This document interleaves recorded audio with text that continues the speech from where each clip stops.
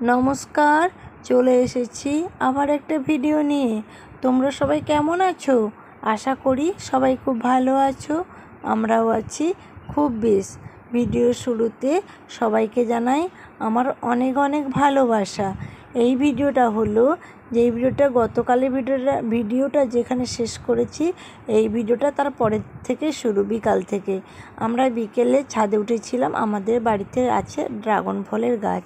তো দেখেছো কত পরিমাণে ড্রাগন হয়েছে, কিন্তু কিছুদিন আগে এত পরিমাণে ঝড় হয়ে গেছে যে ড্রাগনটা উল্টে পড়ে গেছে। আমরা এসে ষষ্ঠীতে একটা ড্রাগন খেয়েছি, কিন্তু সেটার ভিডিও করা হয়নি। আর এইখানে দেখো আর একটা ড্রাগনটা পেকে গেছে, ওটাই পিসেমশাই তুলে নিচ্ছে, কারণ ওটা বাড়ি নিয়ে গিয়ে তারা খাবে। ড্রাগনটা ভেতরে এইবারে পাকলে দেখাবো তোমাদের। ভেতরটা কি সুন্দর গোলাপি, আর খেতে না কি সুন্দর মিষ্টি মিষ্টি। যেই ড্রাগনের ভেতরে সাদা থাকে তার থেকে এটা খেতে খুব টেস্টি হয়। তো যাই হোক, এবার দেখলে ড্রাগন গাছটার কী অবস্থা। আর আমাদের এইখানে আকাশটা দেখেছো কেমন পরিমাণে মেঘ ঢেকেছে। আর আমরা এসেছি গাছে একটুখানি জল দিতে, কিন্তু তার পরিমাণে এত পরিমাণে ঝড় হলো, জল দেওয়ার দরকার নেই। সে কি ঝড় আর বৃষ্টি। পিসিমণিরা বাড়ি যাবে বলে রেডি হচ্ছিল, কিন্তু আর যাওয়া হয়নি। আর এদিকে চ্যাম্পুকে দেখেছো, সে বৃষ্টিতে কিছুতেই ভিজবে না। তো তারপর আমরা চলে এসেছি ঠান্ডায় ঠান্ডায় খেতে ফুচকা। এরপরে দেখাচ্ছি আমরা কি ওই দিন বিকাল থেকে রাত পর্যন্ত বাড়িতে চলে এসেছি। এসে ফ্রিজে ছিল মাংস। সেই মাংসটাকে বের করে আমরা দুটো গোটা ডিম দিয়েছি, রসুন আর আদা দিয়ে, আর হলুদ গুঁড়ি, লঙ্কা গুঁড়ি আর একটু চাট মশলা দিয়ে ভালো করে মাখিয়ে আধ ঘন্টা রেখে দিয়েছি। তারপরে আমরা পকোড়াটাকে ভেজে নিয়েছি। পকোড়াটা খেতে সত্যিই খুব ভালো হয়েছিল।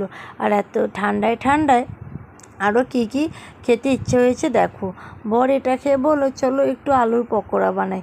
আর সত্যি ভালো হয়েছিল, তাই তার রিভিউটা দেখেই বোঝা যাচ্ছে। তারপর লেগে পড়েছি আমরা, আমি নয় ওই বেশি লেগেছে। এই একটা আলুটা ছাড়িয়ে নিচ্ছে, দিয়ে ওটাকে বানাবে আলুর পকোড়া। এটা নিরামিষভাবেও বানানো যায়। আলুটাকে ভালোভাবে আমরা কেটে নিয়েছি। এই যেগুলো দিয়ে আলু কাটা হয় ঝুড়ি ঝুড়ি করে, ওগুলোতে ভালোভাবে আলুটাকে দেখেছো একার দ্বারা নয়, আমাকেও লাগিয়েছে কাজে। কেন তুমি বসে থাকবে, সে হলো গিয়ে কথা। তো যাই হোক, এখানে আদা দিয়েছি একটুখানি, লঙ্কা গুঁড়ি আর হলুদ গুঁড়ি আর বেসন আর কর্নফ্লাওয়ার দিয়ে ভালোভাবে মাখিয়ে বেশিক্ষণ রাখিনি, 10 মিনিট খানিক রেখেছিলাম। এটি ভালোভাবে একটু মাখিয়ে নিয়েছি, দিয়ে 10 মিনিট রেখে এই যে এটাতে কিন্তু রসটা চুবিয়ে তারপরে তেলে এটাকে ভেজে নিতে হবে। এটাও খেতে কিন্তু খুব সুন্দর হয়েছিল। চলো দেখা হচ্ছে নেক্সট ভিডিওতে। ততক্ষণ সময়